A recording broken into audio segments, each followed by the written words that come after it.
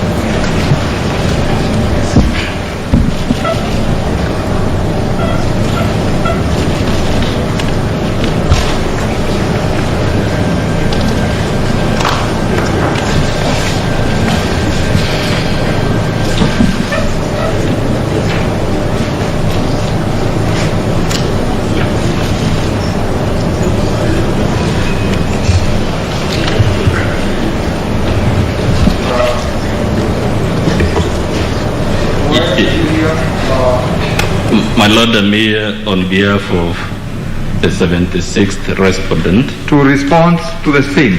Yes, my Lord, and the reason I've been constrained to get on my feet. This is Mr. Poreko, Mr. Mutomi. My name is Mutomi Dinkolu, my Lord. And on behalf of the 76th respondent, who is Moraro Moke. My Lord, I would not ordinarily have stood, but the reason I'm constrained to come here is because this issue of voter registration was raised in the petition that Mr. Moraro Moke filed at the High Court. As you make your decision on whether the IEBC should be allowed to introduce a gazette notice showing that there has been continuous registration all along, my Lord, I will invite you to look at paragraph 769 of the judgment of the High Court. And the reason this is important, my Lord, in the High Court, the official position of the IEBC, according to that paragraph of the judgment, was that the last time the continuous voter registration was done was just before the by-election for Kibra constituency in the year 2018, about 3 years ago, my Lord. And now they are coming before you, having told the High Court that, to tell you, actually, we have been doing voter registration all along, and we have a gazette notice to show it. A gazette notice that was in existence at a time when they told the High Court a very different position. My Lord, we are asking you to note that. It's on the record. And for that reason, we will very humbly urge the Honorable Court to strike out that gazette notice. They are trying to close the stable long after the horse has bolted. Thank you, my Lord.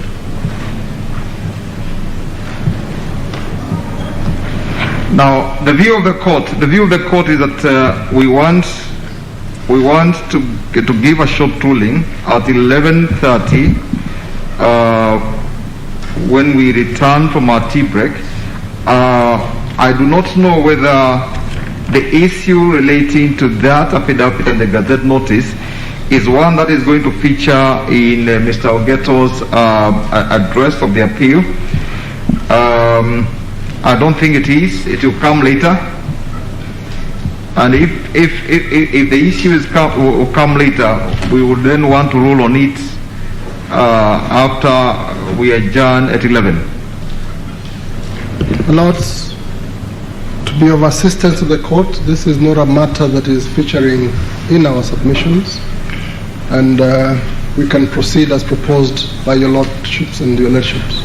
So just 1 minute.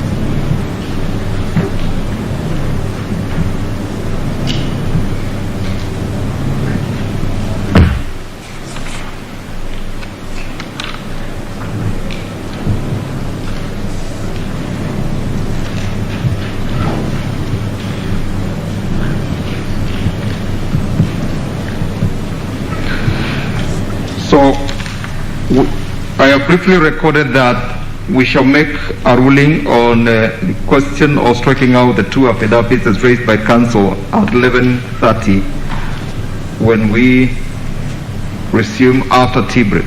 So you may continue, Mr. Ogeto. With the kind indulgence of the court, my name is Kanjama Advocate, and I request to address the court before my colleague proceeds.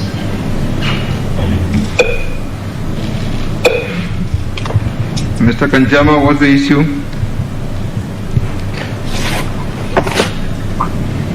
Mr. Ogeto, just take a brief, take a seat briefly. My Lord, I also seek to address the court on a separate issue. Your microphone is not on. My name is Charles Kanjama. I also seek to address the court on a separate preliminary issue, and I will be brief. My Lord, there have been three decisions of benches of this court on the question of who can participate in these proceedings.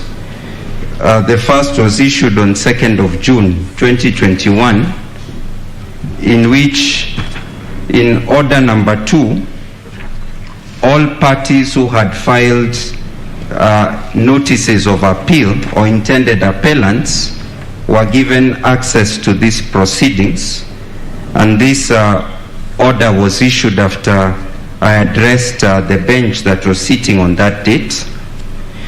My Lord, there was a ruling issued by a different bench yesterday, 28th of June, which allowed two amici who are not present in the proceedings in the High Court to also participate in these proceedings, and both of those rulings were facilitative of persons who intended to participate in the appeal. And there was a third ruling also issued yesterday, which restricted participation by myself in these proceedings and struck out a memorandum of appeal that had been filed by myself on the basis of two applications, one by IEBC and one by the Attorney General.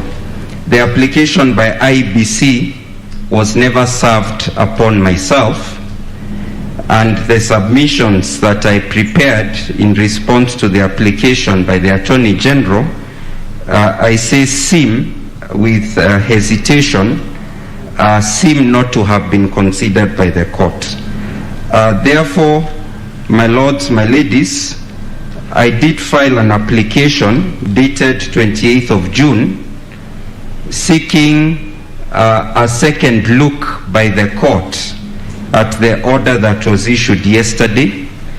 My lords, I note, my ladies, I note that my firm and myself have already been put on record in Appeal E291, which is the appeal that is proceeding, and pursuant to directions given by the Deputy Registrar, after the orders of this court of 2nd of June, we were requested to file a distinct appeal as an intended appellant, which is appeal number E307.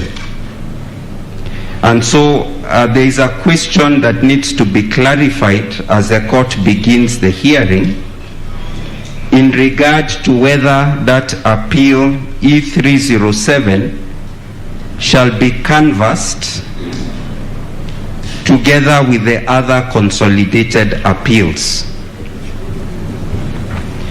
My lords, my ladies, when there is a momentous substantive appeal such as this one, the court also has a great opportunity to make momentous determinations on procedural matters that can clarify certain questions of procedure and law that the court has previously taken divergent views from time to time. And so we are urging the court to allow us to give a decision on this application and to allow us to submit on it. There are three issues that would be requesting the court to consider. One is the question of locus and right. No, don't argue now. Yes, I'm not arguing. I'm just mentioning the three issues, my lord, kindly. One is the question of, if that's okay. Mr. Kanjama? Yes. The president says, don't go into what your application is about until the court decides whether or not we will hear you. Perhaps it may be nice to respect that. Precisely. And Mr. Kanjama, the bench, the presiding judge of the bench that heard your application yesterday, the Honorable Lady Justice Okwengu, may have something to say regarding that application. Most obliged. I'm sorry for having appeared to have disrespected the court. It was not my intention. I'm very sorry. It's fine, Mr. Kanjama. Thank you, Presiding Judge. Mr. Kanjama, upon receiving your request for review, we have checked and we do have communication from IEBC indicating that they served you with their application. We also have the replying affidavit which you have responded to, that you filed in response to the application by the AG. The application by the AG and the application by IEBC were in substance similar application. They were all seeking to have your notice of appeal struck out, and you denied the opportunity of appearing in this matter. So we believe that you are served because we have that indication from IEBC. We also believe that even if we are to accept what you are telling us now, that you are not served, and we are to review that order to the extent of setting aside the part that relates to the application of IEBC. I don't think it would change matters much, because there is already an order that is barring you, or rather not barring you, but restricting you from participating in this appeal. And that order, insofar as the Attorney General is concerned, you are not challenging it. So I think that what you are telling us now is really more of an academic exercise. It will not change the situation. Thank you. So Mr. Kanjama, you have heard the view of the bench to which you have sought a review of yesterday's ruling.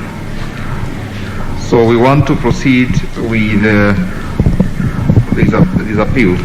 My Lord, could I very kindly just address the court on, for 1 minute on the procedural issue that is before you. I was just saying that yes, I have heard and I've respectfully listened to the directions that have been given.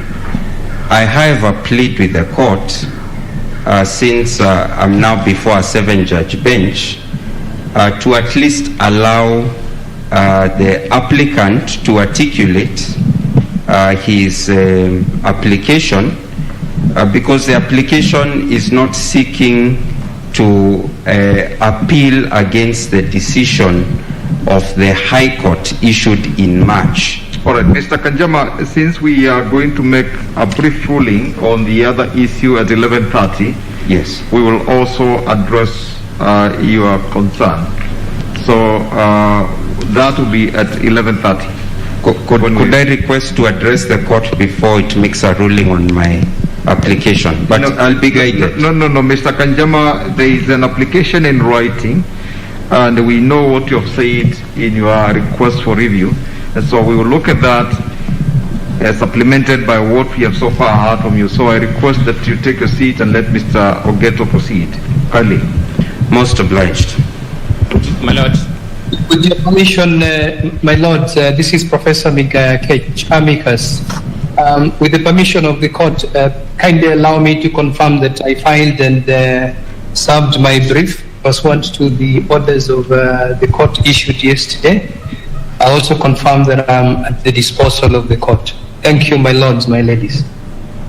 My lords, just very briefly, Elisha Ongoya here. I don't know whether my microphone is on. Thank you. Just very briefly, so that you give a direction together at 11:30. There is a direction in the ruling regarding admission of Professor Megaya Kech. I don't know whether your microphone is on. We can't hear you.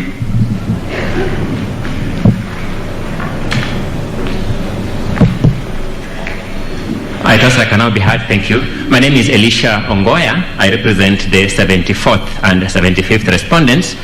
And I address you regarding the... Mr. Ongoya, perhaps you could give us the name of your client instead of just the number of the respondents. Let me just pick...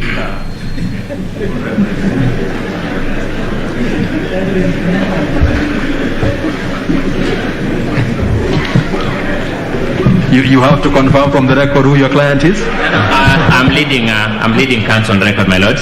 I'm leading Mr. Ogada. My name is, I appear for Justice Juma and Isaac Ogola, leading Mr. Ogada in the matter. That is, I will say Ogola and Juma. Yes. Thank you. So, very briefly, regarding the joinder or the admission of two amici, Professor Migaya Kech and Professor Charles Sombad, the respondents were directed to serve any submissions to their submissions within 24 hours from service. We've just been served this morning on our way to this court at 8:03 in the morning and 8:13 in the morning. It's therefore practically not possible to respond within 24 hours, since we will be here up to late this evening. I was requesting if we could be given up to the last hearing date of these proceedings, so that we have a practical opportunity to prepare and respond to those submissions. That's all. Mr. Elisha Ongoya, when urgent matters come before court, they must be dealt with expeditiously. Correct. And therefore, you will have to burn the midnight oil. You are a team of lawyers. Someone could be preparing whatever documents you want to put in while you're here, and therefore, I think we will stand by the order that we made. Fair enough. I'm guided, my lord. I just have to bring it to attention, but I'm guided. Thank you.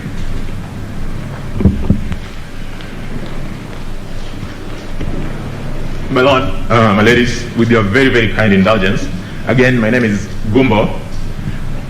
I want to plead with you, my lord, to just give me 1 minute to be able to make an observation in relation to what Dr. Mudomi Tankolu mentioned to you.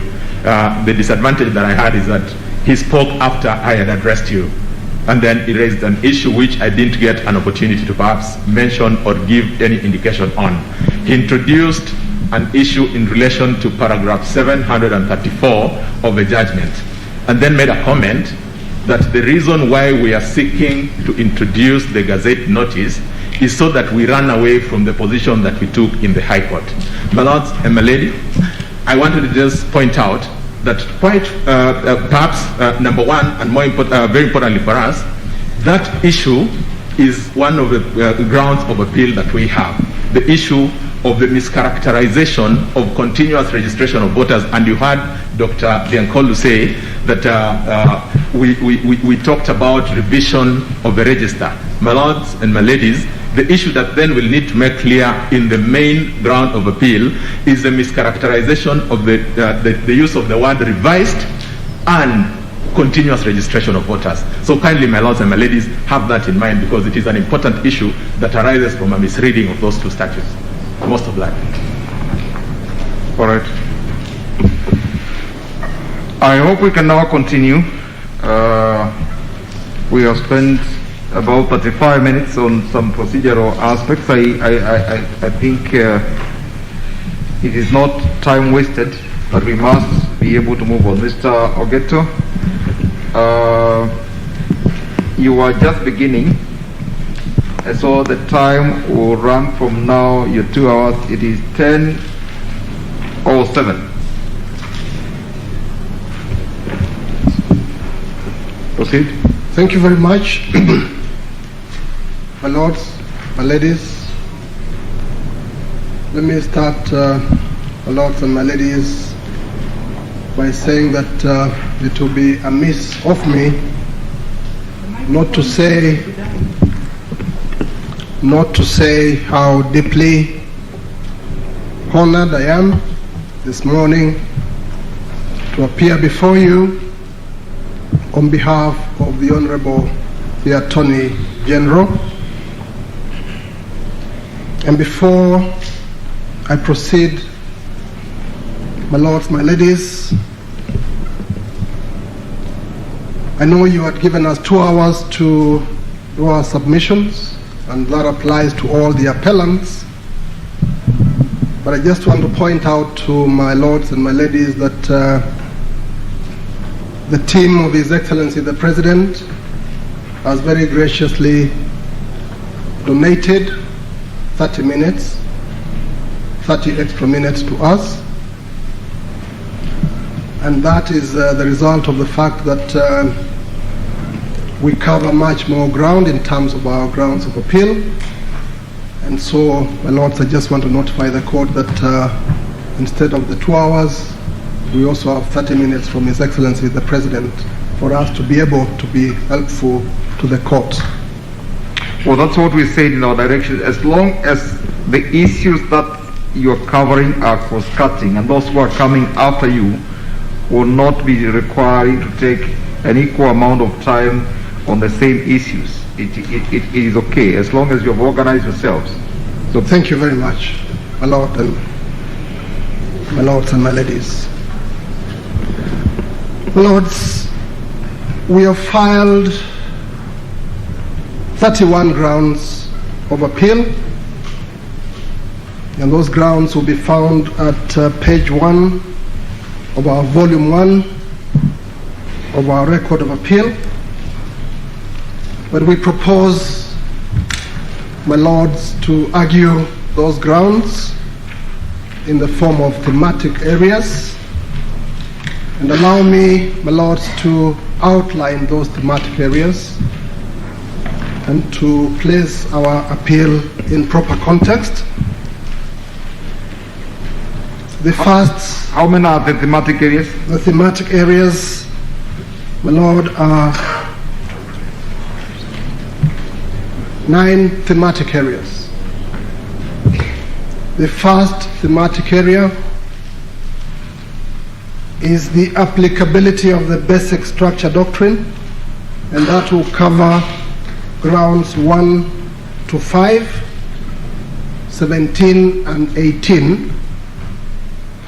The second thematic area will be the constitutional remit of popular initiative and the question of public participation, grounds 7 to 17. The third thematic area, my lords, my ladies, the creation of additional constituencies, ground 24. The question of presidential immunity, the fourth thematic area, that will cover grounds 19 to 23. The fifth thematic area, the quorum of the Independent Electoral and Boundaries Commission, grounds 25 and 26. The sixth thematic area, adequacy of legal infrastructure to support signature verification, grounds 27 to 29. Yes. The seventh thematic area is the single or multiple referendum questions, ground 31. The issue of voter registration as relates to holding of a referendum will be the next one. And finally, and that will cover ground 30. And yes. Finally, the question of the role of amicus curiae, ground 6. All right, start with the number 1, the applicability of basic structure doctrine. My lords, the way we want to do that is that my colleagues will handle each of those thematic areas. Right. But for me, I want to give you highlights of the essential aspects of our appeal. Then I'll let my colleagues deal with the specific aspects of these thematic areas. In other words, I just want to do an opening statement, my lords.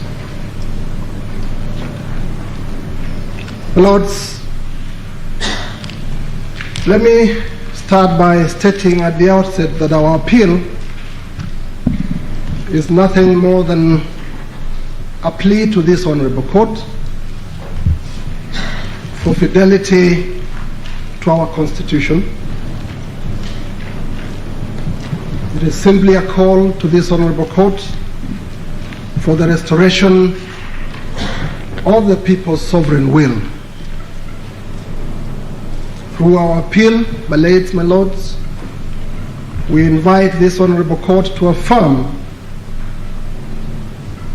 the Constitution as enacted by the people of this great republic. We also invite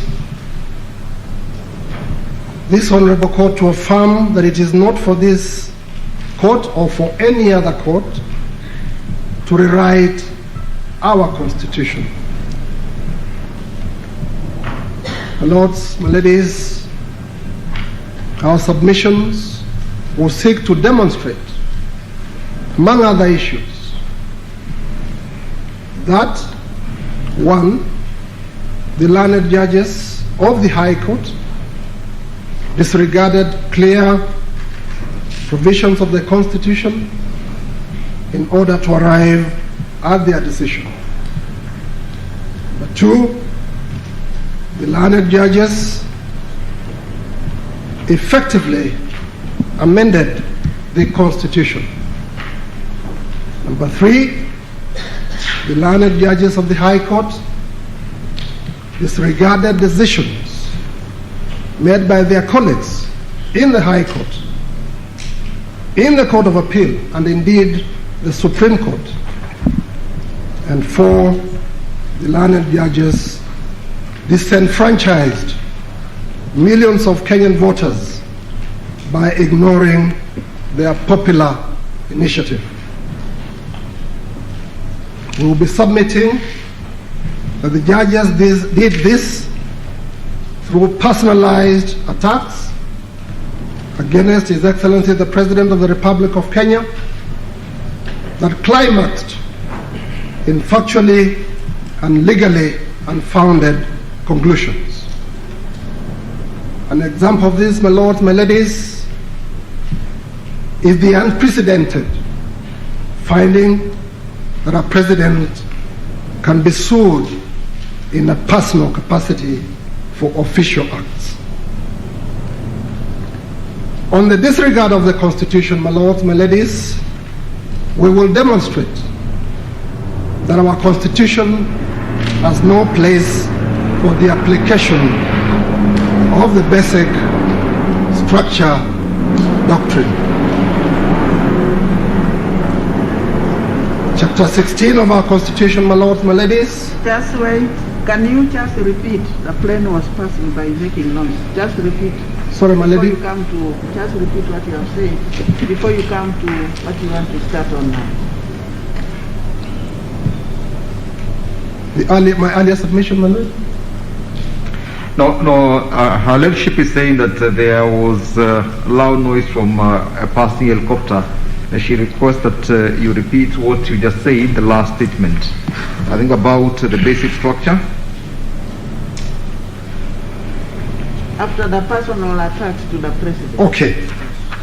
On the disregard of the Constitution, my lords, my ladies, we will demonstrate. I think, Mr. Ogeto, the last thing you addressed before the plane took your voice away was something about the Constitution having no place for something, for the basic structure, I think. That's what you need to repeat for us to get it right. Yes, and what I'm saying in our submissions, my lords, my ladies, is that our Constitution has no place for the application of the basic structure doctrine. Chapter 16 of our Constitution, my lords and my ladies, provides that our Constitution may be amended either through parliamentary initiative or popular initiative. The chapter confirms that all the provisions of our Constitution are amendable. Articles 255 and 257 in chapter 16 direct us in very clear detail how the Constitution may be amended. The provisions, my lords, my ladies, tell us which amendments require a referendum and those that do not require a referendum. The provisions prescribe the majorities required in either House of Parliament to pass an amendment. They also guide us on the majorities required to pass an amendment in a referendum. We submit, my lords, my ladies, that there is no limitation to this amendment power. Our Constitution, in other words, is self-contained. There is no room for drawing inferences on the rules of amending the Constitution or for relying on extraneous factors. There is no mention in our Constitution of unamendable or eternal clauses in our Constitution. The learned judges themselves admitted as much in paragraph 473 of their judgment when they noted, and I quote, "To be sure, there is no clause in the Constitution that explicitly makes any article in the Constitution unamendable." End of quote. Yet, my lords, my ladies, the learned judges proceeded to conclude that the basic structure doctrine was applicable in Kenya. To be clear, my lords and my ladies, many of the democracies desiring to make their constitutions unamendable have done so explicitly. And we have examples which we have articulated in our submissions. Germany, Italy, France, Senegal, Gabon, and Morocco. We shall submit, my lords, my ladies, that courts have adopted the basic structure doctrine where amendments are exclusively by Parliament. We do not have a single decision globally where courts have declared that the basic structure doctrine applies in a situation of a referendum.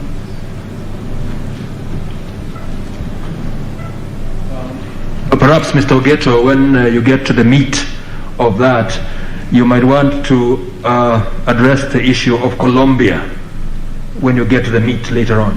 We will do that, and in Colombia what they've done, my lords, because we have looked at that constitution, is that where the intention of the makers of the constitution intended that you have a constituent assembly, they provided for it expressly in their constitution.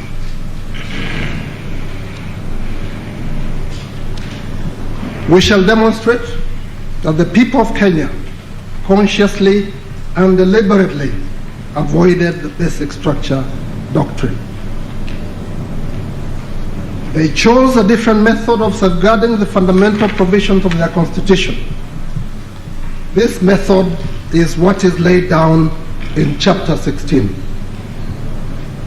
Once this method has been followed, the people of Kenya can amend any provision in their constitution. Chapter 16, my lords, my ladies, was our balance between hyper amendment, which was the concern of the High Court, on the one hand, and rigidity on the other hand. And we invite my lords and my ladies to look at the final report of the Constitution of Kenya Review Commission, 2005. This report, my lords, emphasized the need for this important balance at page 74 of that report. And we have reproduced that report. Yeah, where is it contained? In the record of appeal, please? Contained at page 12 of the amended case digest and pages 49 to 51 of the appellant's abridged bundle of authorities. And if you allow me, my lords, my ladies, just to quote briefly from this report, they quote what they said: there is need to protect the Constitution against indiscriminate amendments. If the amendment procedure is too rigid, it may encourage revolutionary measures to bring about change instead of using the acceptable constitutional means. Thus, and that is important, my lords, a balance must be struck between these two extremes. At page 75 of the report, the Commission proceeds as follows, and I quote, "Many Kenyans expressed fears that even after a comprehensive review of the Constitution, Parliament," and the emphasis on Parliament, "Parliament may thereafter sit and make substantial amendments that would water down all their efforts. In addition, it was generally felt that the current provision for amending the Constitution was too simple and therefore been used to consolidate power in the executive. The people, therefore, wanted fairly rigid arrangement, the amendment of which would require their participation in some form." This is what the CKRC report says. On this basis, my lords, my ladies, at page 76 of that report, there was a recommendation for a distinction in the amendment procedures for entrenched provisions and non-entrenched provisions. And my lords, my ladies, this distinction in the CKRC report is exactly what is reflected in chapter 16 of our Constitution. This chapter captures the people's concerns and aspirations with regard to the power to amend the Constitution. We submit that it balances between rigidity and amendability. There was never an intention to make certain parts of our Constitution unamendable, because if that was the case, then the makers of our Constitution would have expressly stated so in the Constitution.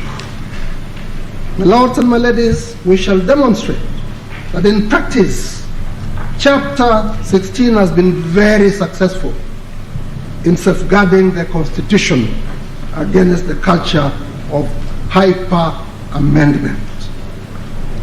You will notice, and we have demonstrated that in our submissions, that since the promulgation of the Constitution, there have been approximately 22 failed attempts to amend it. 2 through popular initiative and 20 through parliamentary initiative. And we have detailed those in Schedule 2 to our submissions dated 8th of June 2021. On the second issue, my lords, my ladies, we shall show that the learned judges effectively purported to amend the Constitution under the guise of interpretation.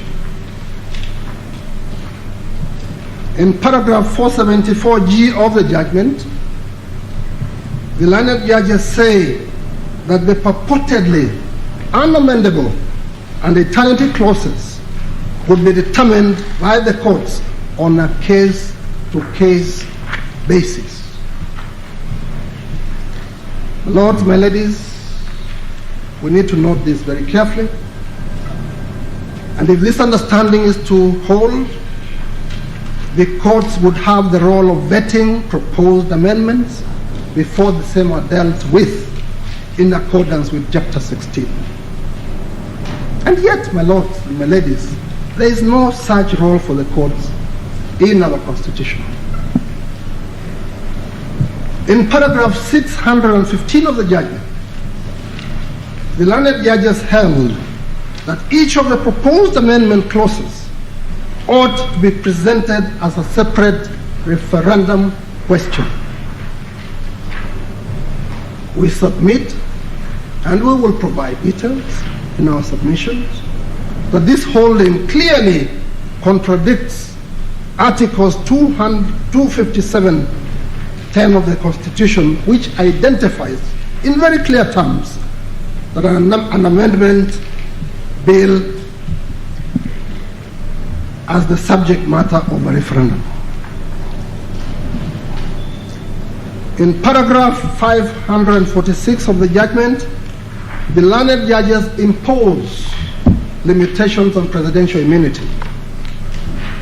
This, again, we submit, my lords, my ladies, contradicts Article 143 of the Constitution, which gives a serving president absolute immunity from civil proceedings while exercising his official functions. On the third matter, my ladies and my lords, we shall show that the learned judges ignored court decisions from their own High Court, the Court of Appeal, and even the Supreme Court. In this regard, we shall point out the following. One, the learned judges ignored decisions to the effect that Chapter 16 provides adequate means for amending the Constitution. And two, just as illustration, the learned judges ignored a finding by the High Court that the IEBC, as currently constituted, are quorum. In paragraph 491 of the judgment, the learned judges claimed that the popular initiative mechanism is exclusively available to the private citizen, as opposed to a state organ or His Excellency the President, or more generally the government. My ladies and my lords, we shall show that the learned judges established a non-existent dichotomy in the use of the popular initiative. And by this, the learned judges disenfranchised nearly 4 million registered voters under the pretext of nullifying alleged unconstitutional acts by His Excellency the President. Our very humble view, and with utmost respect, my lords and my ladies, is that the essence of a popular initiative is that it has to be popular by satisfying the majorities stipulated in the Constitution and nothing more. The initiative only becomes an initiative upon obtaining the endorsement of at least 1 million registered voters. The Constitution is very clear. It does not provide for the origin of a proposal to amend the Constitution through popular initiative. There is also no basis, my lords, my ladies, for the claim that the popular initiatives are by definition anti-government, because this was the finding of the Superior Court. And you will notice, my lords, my ladies, that this regrettable claim resulted partly from the learned judges' reliance on Wikipedia. They resorted to Wikipedia as an authority. And for sure, Wikipedia cannot be a reliable authority for anything serious, my lords, my ladies. If you look at Wikipedia, if you do a Google search of Wikipedia, it describes itself, and I quote, the free encyclopedia that anyone can edit, end of quote. So therefore, my lords, my ladies, a source that is so open to manipulation cannot be a reliable source of legal authority. In paragraph 490 of the judgment, the learned judges held that the Constitution of Kenya Amendment Bill 2020 is an initiative of His Excellency the President. My lords and my ladies, this was a fundamental factual error on the part of the judges. To be clear, we will be submitting that nothing in the Constitution prevents His Excellency the President from originating an amendment proposal to the Constitution. Even so, in the present case, my lords and my ladies, His Excellency the President never played the role that the learned judges claimed that he did. The learned judges simply ignored the evidence that was adduced as to who the promoters of the amendment bill were. And with utmost respect, my lords and my ladies, it seems to us that the learned judges were keen on very personalized attacks against the person of His Excellency the President. To them, the facts and the law did not matter. Neither did precedent nor the sovereign will of the people of the Republic of Kenya. The person of His Excellency the President just had to be found at fault, regardless of the consequences of such a finding on the people of Kenya and their sovereign power. In sum, my ladies and my lords, we will demonstrate that the learned judge's verdict was only possible because they either ignored or amended the Constitution and the law. At the end, the judges elevated their personal opinions and preferences over the Constitution and over the will of the people of this great republic.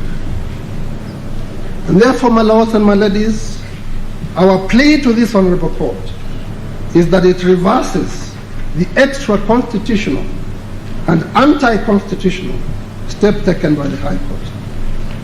We urge the court to affirm the letter and the spirit of our Constitution. My lords and my ladies, we humbly invite you to end this clear onslaught, and we call it onslaught, in a very considered manner, on the sovereignty of the people of Kenya.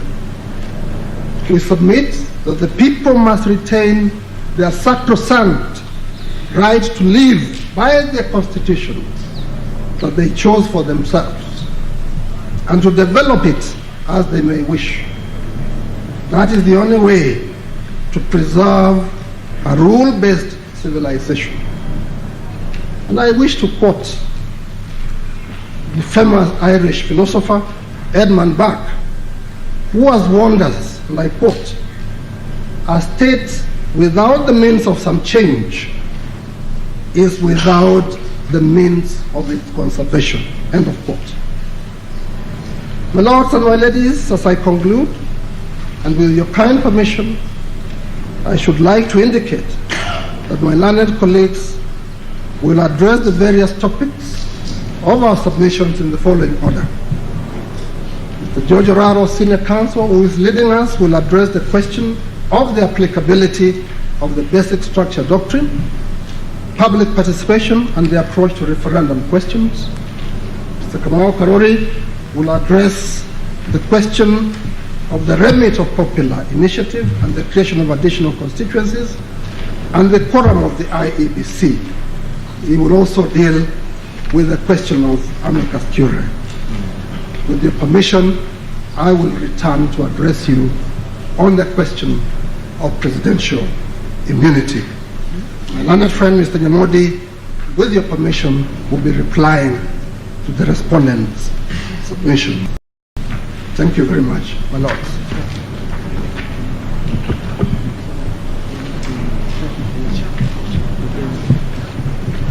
Okay. Just hold on.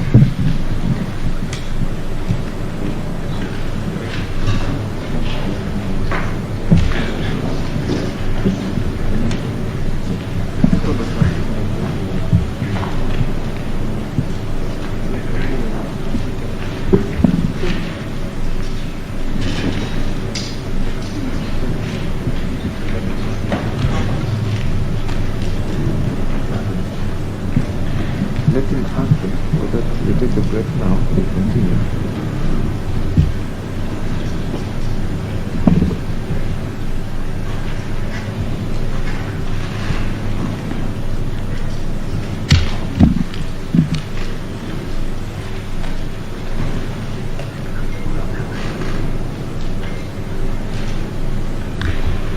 All right. Thank you very much, Mr. Ogeto, for that introduction of the issues that are going to be dealt with and the order in which counsel you're appearing with will address the issues. What we intend to do is to take a short break now. We craft the short ruling, and when we come, we now begin with the senior counsel, Mr. Oraro, and then we continue with the others who are addressing the thematic areas. Thank you, my lord. Yes. I'm obliged. All right. So we'll be back after about 30 minutes. That's the tip.